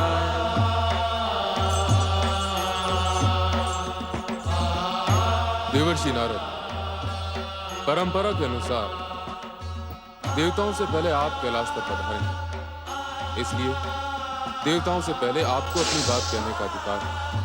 किंतु आज यह अधिकार हम आपसे पहले देवराज इंद्र को देते हैं। कहिए देवराज, आप क्या इच्छा लेकर कैलाश पर पधारे? हे प्रभु, किसके मन की इच्छा और भावना आपसे छिपी हुई है, आप तो सभी कुछ जानते हैं। एक मनुष्य सच्ची भावना के साथ आपकी कठोर तपस्या में लीन है। हम उसी पर कृपा करने की प्रार्थना लेकर आपके चरणों में निवेदन लेकर आए हैं। मुनिवर नारद, क्या आप ही पांडुपुत्र अर्जुन की तपस्या को सफल करने की आशा लेकर आए हैं? मुनिवर, नारायण नारायण। भोलेनाथ, आज आप औपचारिक शब्दों का प्रयोग क्यों कर रहे हैं? क्या इस नारद से इन महान चरणों के प्रति कोई अपराध हो गया है?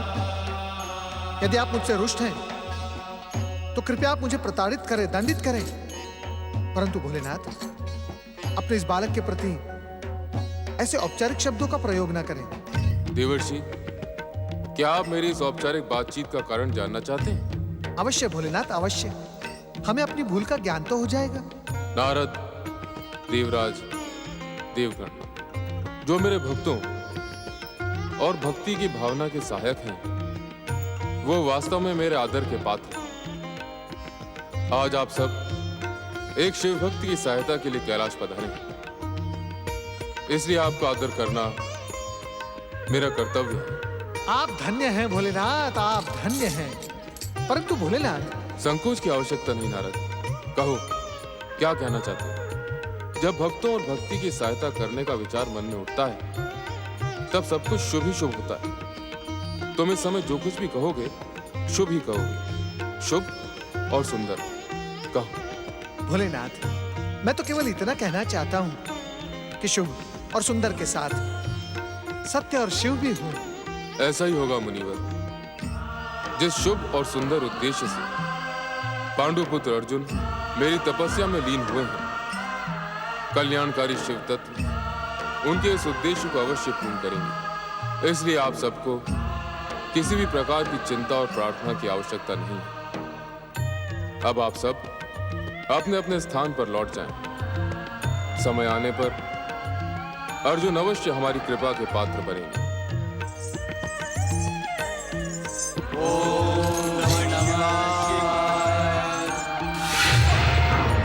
धन्य धन्य, आप धन्य है मामा श्री।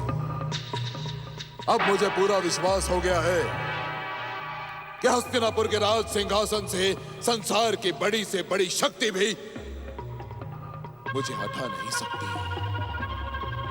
दैत्यराज मुख को देखते ही मेरा परम शत्रु अर्जुन शिव आराधना का त्याग करके अपने प्राण बचाकर भाग निकलेगा मामा श्री।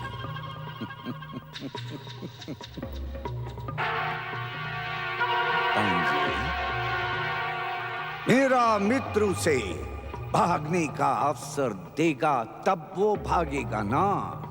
अरे दैत्यराज बूट, उसे अपने पेट में बचाने के पश्चात बिना डकार लिए देख लेना, वो यहाँ हमारे समीप आ जाएगा। यदि ऐसी बात है मामा श्री, यदि ऐसी बात है तो हमने बहुत बड़ी भूल की है। भूल? कैसी भूल भांजे? मामा श्री, अर्जुन के साथ साथ हमें पांडव और द्रौपदी के विषय में भी दैत्यराज को बता देना चाहिए था। इन सबको अपना निवाला बनाकर दैत्यराज की भूख तो अवश्य मिट जाती ना मामा श्री। भांजे श्री, तुम मेरे मित्र को क्या समझते हो? अरे जब तक वो द्रौपदी और उन पांडवों को दंडित नहीं करेगा और उन्हें यमलोक का मार्ग नहीं दिखाएगा, वो वापस नहीं आएगा। नहीं, कदापि नहीं। अब तो तुम ये समझ लो भांजे कि तुम्हारे जन्म जन्म के शत्रु पांडवों का सर्वनाश सुनिश्चित है।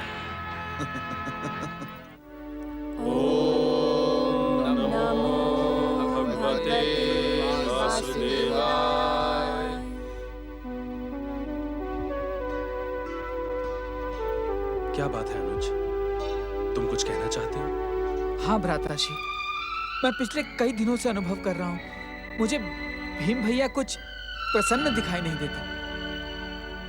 हाँ भ्राताश्री, उनकी खिन्नता का अनुभव कई बार मैंने भी किया है। हाँ आर्यपुत्र, ये सत्य है। आजकल ना तो वे ठीक से भोजन करते हैं और ना ही प्रसन्नता से किसी भी बात का उत्तर देते हैं। सदा खिन्न से रहते हैं। परंतु मैंने तो ऐसा अनुभव नहीं किया। हो सकता है आपके सामने वे सामान्य रहने का प्रयास करते हो। अब देखिए ना, इस समय भी हम सब लोग भगवान श्री नारायण के 12 अक्षर मंत्र का जाप कर रहे हैं और वे किसी सोच में डूबे कुटिया से बाहर बैठे हैं। हाँ भ्राताश्री, पहले तो भीम भैया सदैव हमारे साथ रहते थे।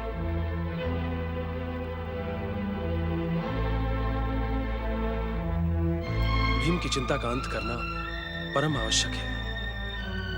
तुम सब अपनी आराधना का संकल्प पूर्ण करो, मैं भीम को लेकर आता हूं।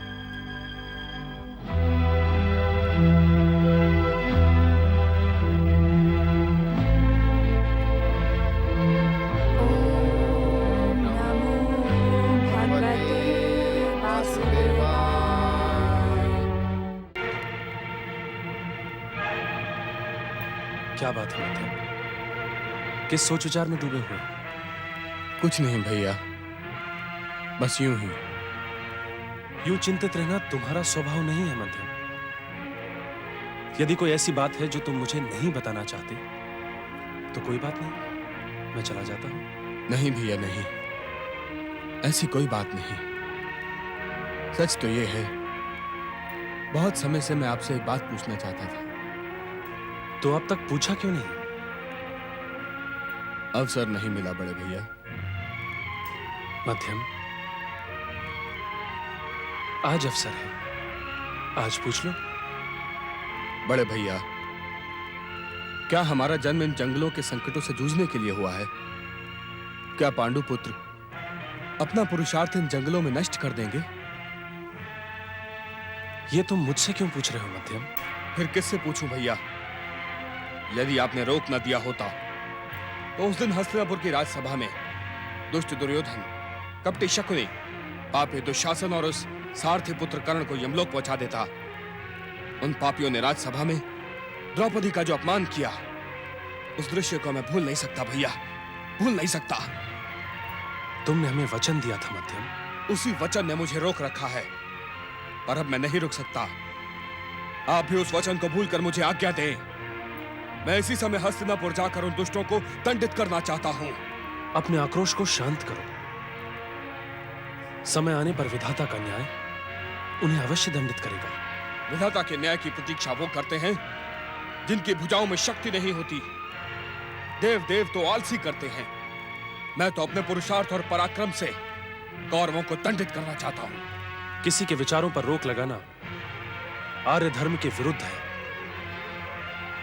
तुमने जिस काम को सोच लिया है उसे पूर्ण करने के लिए तुम स्वतंत्र हो मध्यम। बस भैया बस, मुझे आपकी आज्ञा की प्रतीक्षा थी। अब मैं अपने अपमान का गिन गिन कर बदला लूंगा।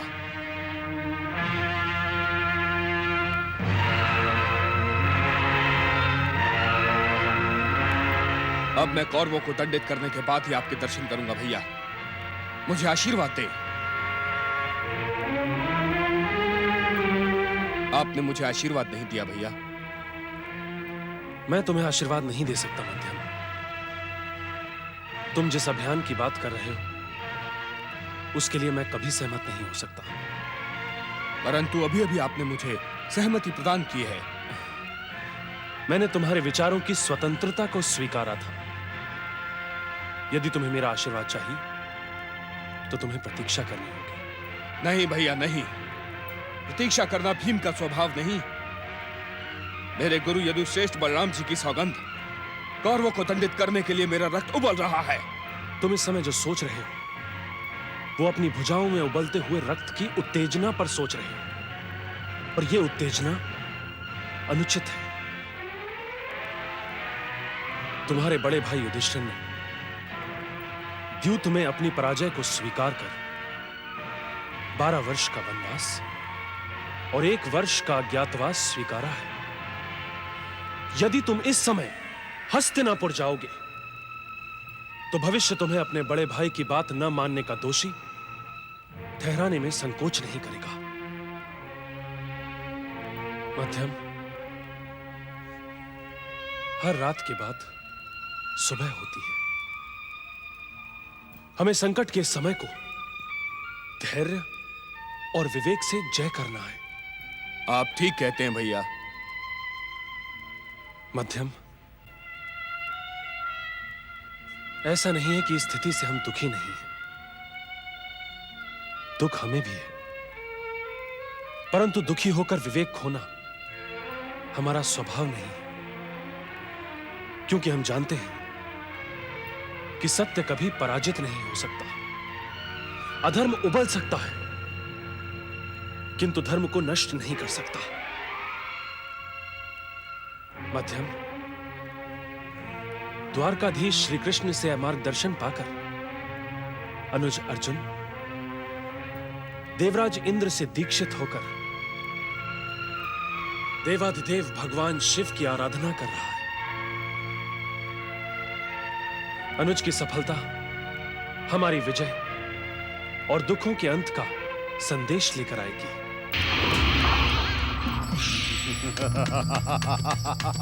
ओम नमः शिवाय।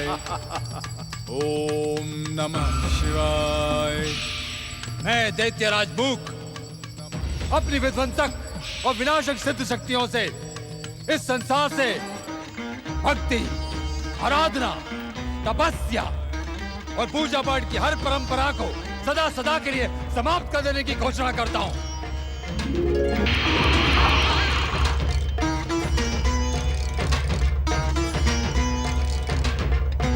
मैंने अपने मित्र गांधार नरेश शकुनी और भांजे समान हस्तिनापुर युवराज सुयोधन को ये अभियान मूक रहकर संपन्न करने का वचन दिया था। पांडु पुत्रों का अंत ही मेरे मूक अभियान को संपन्न करेगा।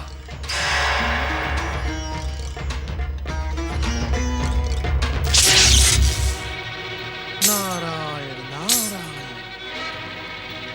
अब मुझे भगवान भोलेनाथ की दी हुई चेतावनी का अर्थ समझ में आया। त्रिकालदर्शी शिवशंकर ने पहले ही कहा था कि कुंती पुत्र अर्जुन को हमारी कृपा प्राप्त करने से पहले कठोर परीक्षाएं देनी होंगी। ऐसी परीक्षाएं जो आज तक किसी भक्त ने नहीं दी। नारायण नारायण। इस दुष्ट दैत्य के प्रभाव से वीर शिरोमणि अर्जुन को बचाने के लिए मुझे भगवान भोलेनाथ से प्रार्थना करनी होगी। ओम नमः शिवाय। ओम नमः शिवाय। ओम नमः शिवाय। ओम नमः शिवाय। ओम नमः शिवाय। ओम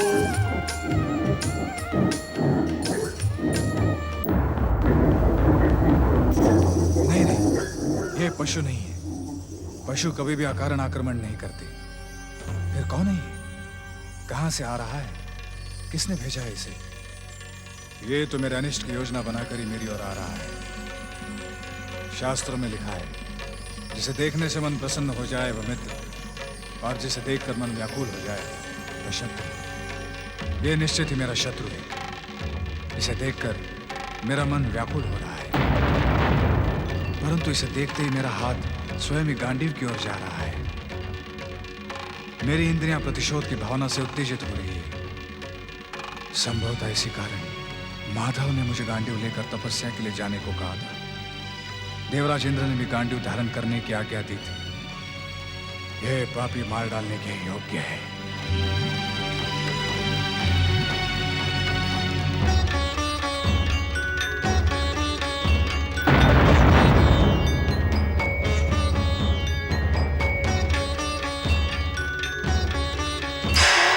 ओम नमः शिवाय।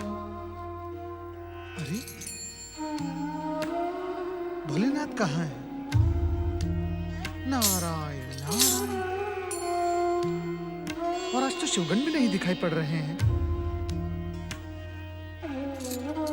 शिवगण तो कैलाश का त्याग कभी नहीं करते। भोलेनाथ की सेवा में सदा तत्पर रहते हैं। शिव शिव शिव शिव शिव शिव शिव। अब मैं कुंती पुत्र महात्मा अर्जुन की सहायता कैसे करूंगा? नारायण नारायण। भोलेनाथ, भोलेनाथ, आपका ये भक्त नारद संकट में है। भोलेनाथ मेरी रक्षा करें। भोलेनाथ कहाँ हैं आप?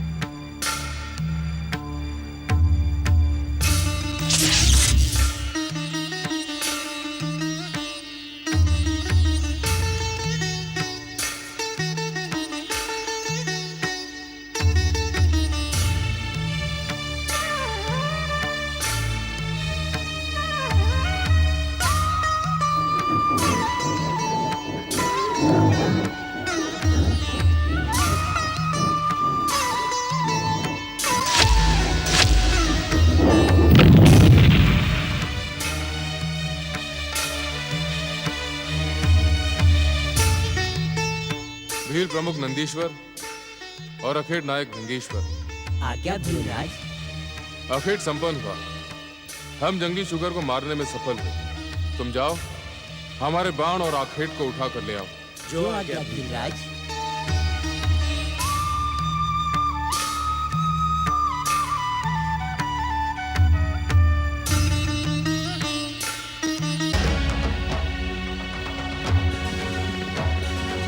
कौन हो तुम? और मुझे मेरा आखेट उठाने से क्यों रोक रहे हो? मैं कौन हूँ ये पूछकर अपना अज्ञान प्रकट मत करो तपस्वी। मेरे वस्त्र ही मेरा परिचय है। मैं इस वन के भीलों का प्रमुख हूँ। जहाँ तक इस आखेट की बात है तो ये आखेट हमारा है। स्वयं भीलराज ने इस शूकर को अपने तीर से मारा है। तुम दोनों मुझे मूर्ख और कपटी दिखाई देते हो। बिना समझे मुझे जो मन में आ रहा है कह रहे हो। इस शुकर का आखेट अभी अभी मैंने किया है। इस बात का क्या प्रमाण है कि आखेट तुमने किया है? मेरा तीर ही इस बात का प्रमाण है। इस प्रकार के तीर का प्रयोग संसार में केवल मैं ही करता हूँ। तुमने अपने धनुष से एक तीर छोड़ा था कि दो? तीर तो मैंने एक ही छोड़ा था। तो पहले देखो, यहाँ दो तीर पड़े हैं अथवा एक? तीर एक हो या दो, मैं इतना जानता हूँ कि ये शुकर मेरे प्रहार से मरा है। मैं तो पहले ही समझ गया था कि ये कपटी है। भला कोई तपस्वी इस प्रकार अस्त्र शस्त्र धारण करके तपस्या करता है? ये मैं भी जानता हूँ कि तपस्या अस्त्र शस्त्र के साथ नहीं की जाती। पर हम क्षत्रिय हैं, शूरवीर हैं। हमारे आराध्य आशुतोष भगवान शिव भी तो अपने प्रिय त्रिशूल के साथ समाधि में लीन रहते हैं।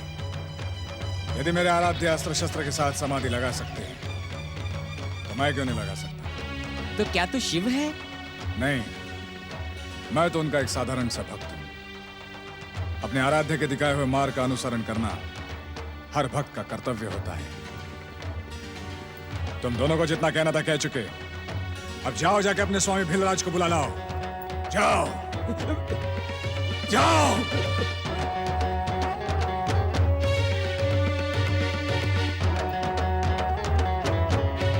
भीलराज, ये तपस्वी आपके आखेट को अपना आखेट कहने की भूल कर रहा है। तपस्वी के साथ साथ ये एक शूरवीर भी दिखाई दे रहा है। यदि ये केवल एक शूरवीर होता तो हम इसे बिना कुछ कहे ही दंडित करते, परंतु ये एक तपस्वी भी है, इसलिए इस पर प्रहार करने से पहले हम इसे सावधान कर देना अपना कर्तव्य समझते हैं। दूत, आज्ञा भीलराज। हम प्रहार के लिए इस पर शस्त्र उठाएं, उससे पहले जाकर इसे सावधान कर दें।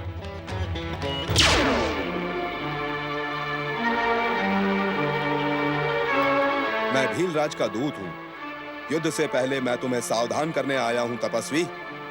भीलराज की ओर देखो, तुम्हारी भलाई इसी में है। इस स्थान को छोड़कर शीघ्र भाग जाओ। तुम एक सामान्य काम के लिए अपने प्राण त्यागने आए हो। यह तो मेरे पुत्र समान गांडीवधारी अर्जुन है, किंतु ये भीलराज इसे युद्ध के लिए क्यों उकसा रहा है? तुम्हारे स्वामी ने जो कुछ कहा वो मैंने सुन लिया। अब जाकर अपने स्वामी से कहो, उन्होंने जो कुछ कहा है वह विपरीत हो जाएगा। जानते हो क्यों? क्योंकि जिस प्रकार वनराज सिंह गीदड़ से नहीं डरता, उसी प्रकार हम क्षत्रिय भीलों से भयभीत नहीं हो सकते। जाओ, कह दो अपने स्वामी से। देवराज, मुझे लगता है इस वाद विवाद का कारण ये मरा हुआ शूकर है। आपका अनुमान सत्य है पवनदेव, किंतु इस तपस्या के बीच में युद्ध को आमंत्रित करके मेरे पुत्र समान अर्जुन की तपस्या का फल व्यर्थ हो जाएगा। भीलराज, कुछ कहने की आवश्यकता नहीं, हमने सब सुन लिया है। तुम जाओ।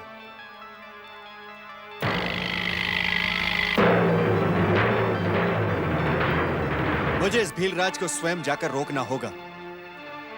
रोकना ही नहीं, अपितु दंडित भी करना होगा। ठहरे देवराज इंद्र, ठहरे। इस समय आपका पृथ्वी पर जाना अनुचित है। नहीं देवर्षि, इस समय मुझे आपका रोकना अनुचित लग रहा है। मैं एक तपस्वी की सहायता करने जा रहा हूं। हर हर महादेव। देवराज इंद्र, विचार तो बड़ा उत्तम है, परंतु जाने से पूर्व इतना अवश्य देख लें कि आपके पुत्र के समान अर्जुन के साथ युद्ध करने वाला भीलराज उसके साथ द्वंद्व युद्ध करने जा रहा है अथवा अपने साथी भीलों के साथ उस पर आक्रमण। अर्थात ये देवराज इंद्र, यदि अर्जुन और भीलराज के मध्य द्वंद्व युद्ध होने जा रहा है तो आपके हस्तक्षेप का कोई स्थान नहीं रहता। जब दो व्यक्तियों के बीच द्वंद्व युद्ध लड़ा जा रहा हो तो तीसरे व्यक्ति की उपस्थिति स्वीकृत नहीं होती।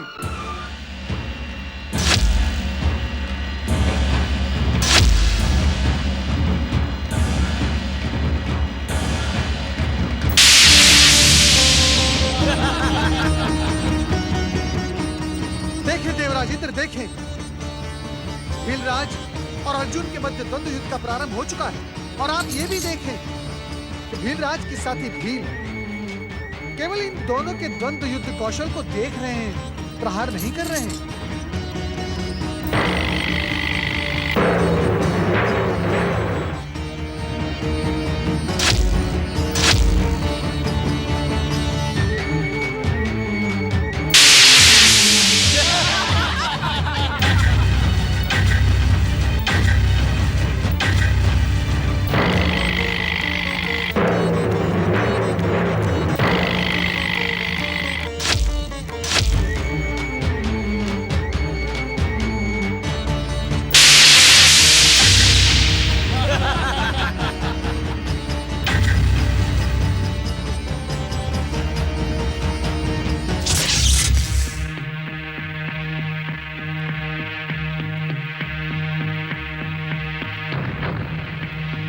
हे धनुर्धारी, तेरे सारे बाण तो व्यर्थ चले गए।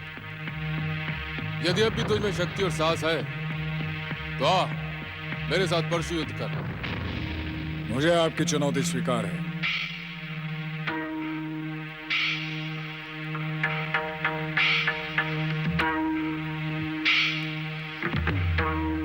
ये ले।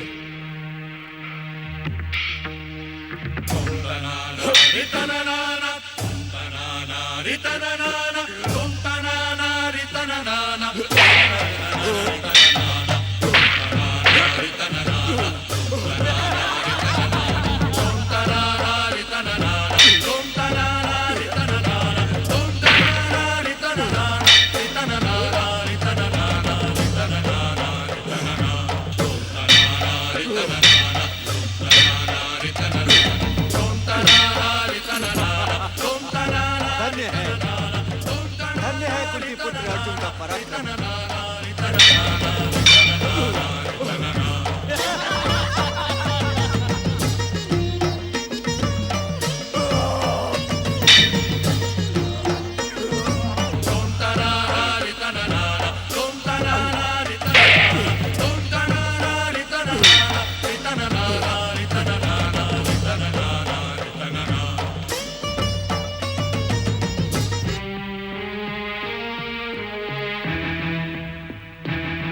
हे आशुतोष भगवान शिव, आपके भक्त की लाज अब आपके हाथों में है। मैं आपका स्मरण करके और आपका नाम लेकर इस भील पर अपना अंतिम प्रहार करने जा रहा हूं। यदि विजय हुआ तो सदाशिव चरणों में निष्ठा बनाए रखूंगा, और यदि पराजित हुआ तो हर जन्म में यह सोचते हुए पावन शिव भक्ति की मांग करूंगा कि संभवतः इस जन्म में मुझसे कोई चूक हो गई होगी। ओम नमः शिवाय।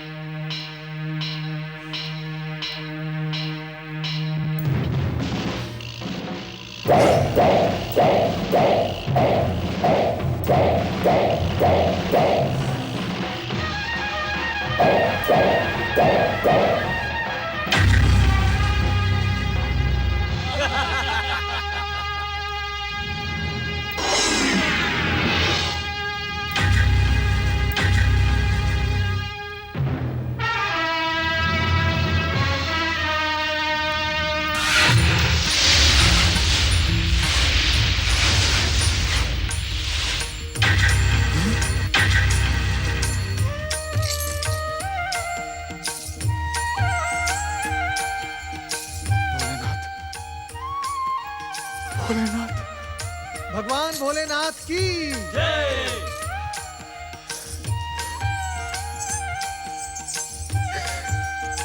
ये मैंने क्या कर दिया? मैं अपने आराध्य को पहचान न सका। अपने आराध्य पर प्रहार करके मैंने घोर पाप किया है। हे आशुतोष, मैं आपका अपराधी हूं। धिक्कार है मुझे, धिक्कार है। उठो वत्स, दुखी न हो वत्स। मैं तो तुम्हारे पराक्रम और पुरुषार्थ की परीक्षा ले रहा था और तुम अपनी परीक्षा में सफल हुए। नहीं प्रभु, नहीं, यह सफलता नहीं है, कलंक है, पाप है। मैं स्वयं को क्षमा नहीं कर सकता प्रभु। मैंने तुम्हारी परीक्षा लेने के लिए ही ये लीला रची थी, इसलिए तुम शोक को त्याग दो। नहीं प्रभु, नहीं। मैंने आप पर प्रहार करके जीवित रहने का अधिकार खो दिया है। इस घोर पाप का प्रायश्चित केवल मृत्यु है। मैं अभी इसी समय अग्नि को प्रज्वलित करके आत्मदाह करते हुए अपने पापों का प्रायश्चित करूंगा प्रभु। भक्त का स्थान भगवान से भी श्रेष्ठ होता है भक्तराज। यदि तुम कुछ करना चाहते हो तब भी मैं तुम्हें रोक नहीं सकता। भक्त होने के नाते तुम अपनी इच्छा पूर्ण करने के लिए स्वतंत्र हो। यदि तुम आत्मदाह करके अपना अंत कर देना चाहते हो तब भी मैं तुम्हें रोकूंगा नहीं। केवल इतना अवश्य कहूंगा कि आत्मदाह करने से पूर्व एक बार अपने सखा, अपने मार्गदर्शक कृष्ण के दर्शन अवश्य कर लो। आपकी आज्ञा शिरोधार्य है। मैं इसी समय केशव को पुकारता हूं। हे द्वारकाधीश श्री कृष्ण, मैं आपका सखा कुंती पुत्र अर्जुन आत्मदाह करने से पहले दर्शन करना चाहता हूं। हे केशव, मुझे दर्शन दे। हे द्वारकाधीश, शीघ्र प्रकट हो, शीघ्र प्रकट हो द्वारकाधीश, शीघ्र प्रकट हो केशव।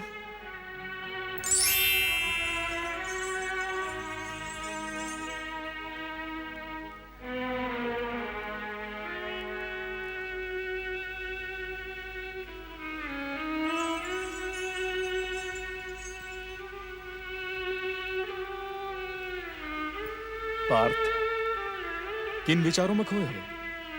तुम्हारा निर्णय उचित है। आराध्य पर प्रहार करके तुम्हें जीवित रहने का कोई अधिकार नहीं। पार्थ, वीरों के समान इस चिता में प्रवेश करके अपने पापों का प्रायश्चित करो।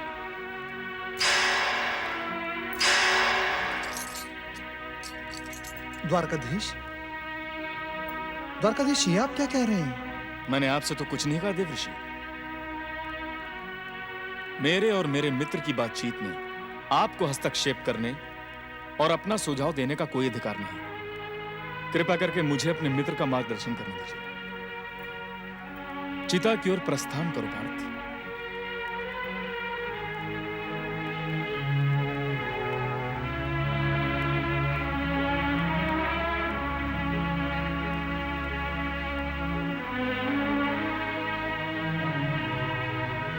मैं कुंती पुत्र अर्जुन अपने आराध्य आशुतोष भगवान शिव को पहचान न पाने और प्रहार कर देने के पाप को धोने के लिए आत्मदाह कर रहा हूं।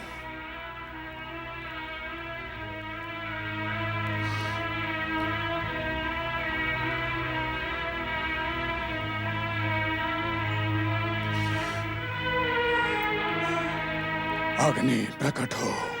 ठहरो पार्थ, यदि तुम अपनी भूल के कारण अपने पापों का प्रायश्चित करने के लिए अपने प्राण त्याग देना चाहते हो तो मेरे पास एक ऐसा उपाय है जिससे बिना प्राण दिए हुए भी तुम प्राण त्याग के समान अपने पापों का प्रायश्चित कर सकते हो।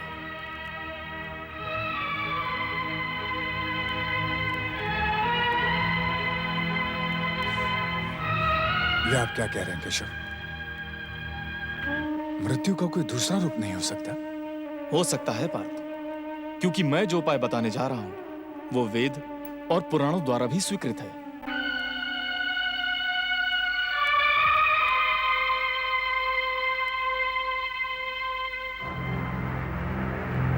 पार्थ, किंतु पहले तुम्हें मुझे यह विश्वास दिलाना होगा कि तुम मेरे बताए हुए उपाय का पालन करोगे। बिना सुने मैं कैसे विश्वास दिला सकता हूं केशव?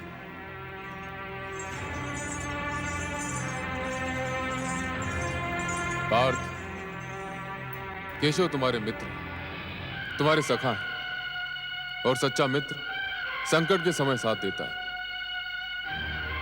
केशव इस समय तुम्हें जो भी उपाय बताएंगे वो तुम्हारे लिए, तुम्हारे कुल परिवार के लिए एवं समस्त पृथ्वी लोक के लिए कल्याणकारी होगा। इसलिए केशव को वचन दो। मैं आपको वचन देता हूं केशव, आप जो उपाय बताएंगे वो मुझे स्वीकार है। हे गांडीवधारी अर्जुन, अब आत्महत्या के स्थान पर तुम आत्म प्रशंसा करो। आत्म प्रशंसा? यह आप क्या कह रहे हैं केशव? नारायण नारायण, आप धन्य हैं द्वारकाधीश, आप धन्य हैं, और धन्य है आपकी चतुराई। कुंती पुत्र अर्जुन, द्वारकाधीश का कथन नीति सम्मत और सर्वार्थ उचित है। अपने ही मुंह से की गई अपनी ही प्रशंसा अभिमान को प्रकट करने और स्वयं की ही मृत्यु के समान है। अपने मुंह से अपनी प्रशंसा करके तुम इस पाप के कलंक को धोते हुए प्रायश्चित कर सकते हो। अब सोच विचार ना करो मित्र, इसी चिता पर खड़े रहकर अपनी आत्म प्रशंसा करके अपने पापों का प्रायश्चित करो।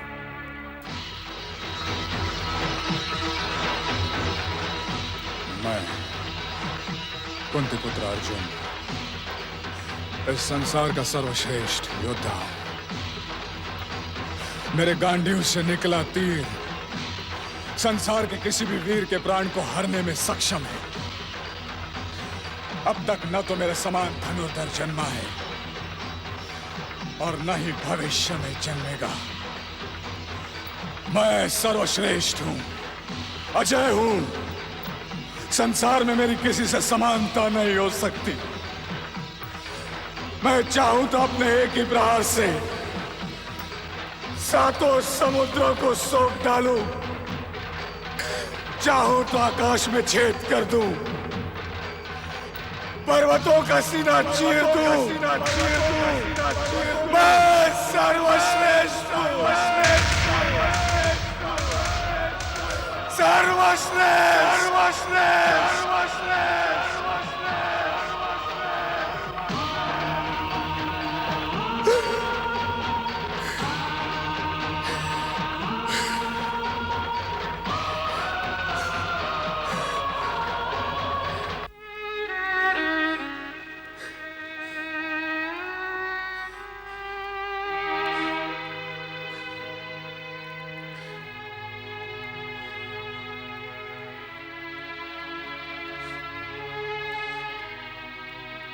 पार्थ, द्वारकाधीश श्री कृष्ण की चतुराई से तुम्हारा दूसरा जन्म हुआ है।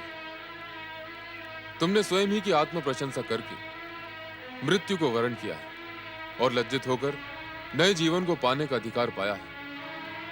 इस नए जीवन के लिए अपने मित्र को धन्यवाद दो पार्थ।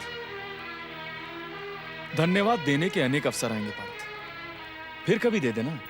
इस समय आशुतोष भगवान शिव तुम्हारी भक्ति भावना से प्रसन्न है, तुम पर कृपा करने के इच्छुक हैं। पहले इनकी कृपा प्राप्त करो।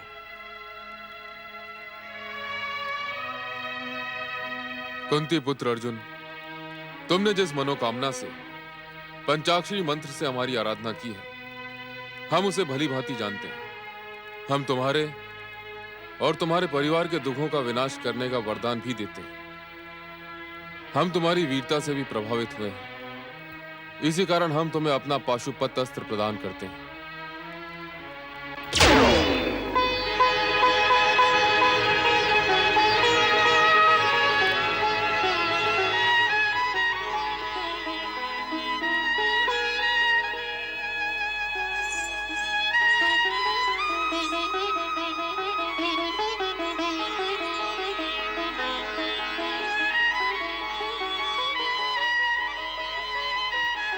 इस महान पाशुपत अस्त्र को पाकर तुम अपने समस्त शत्रुओं के लिए अजय बन गए हो अर्जुन। यदि तुम्हारी कोई और इच्छा शेष रह गई हो तो हमसे कहो, हम उसे अवश्य पूर्ण करेंगे। प्रभु, मैं आपकी कृपा के योग्य नहीं। आपने कृपा करके मेरा मान बढ़ाया है। मैं केवल इतना निवेदन करना चाहता हूं कि इन चरणों में मेरी भक्ति सदा बनी रहे। मुझे मेरी अटल भक्ति के प्रतीक रूप में आपका एक शिवलिंग प्राप्त हो, जो केवल दर्शन मात्र से अनंत कालों तक शिव भक्तों की मनोकामना पूर्ण करता रहे।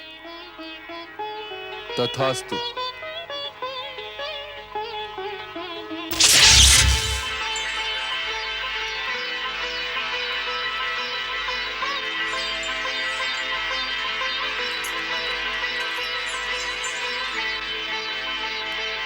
ये लो वत्स,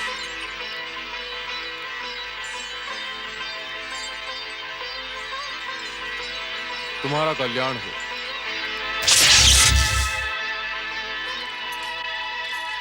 कुंती पुत्र अर्जुन, भगवान भोलेनाथ द्वारा प्रदान किए गए इस अद्भुत शिवलिंग को उसी स्थान पर स्थापित करो जहां भगवान शिव प्रकट हुए थे। आए अर्जुन।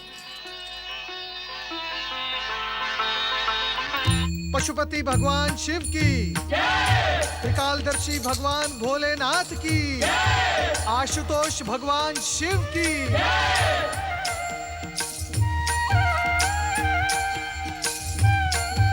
अर्जुन, तुमने अपने संकल्प और निश्चय को सफल किया।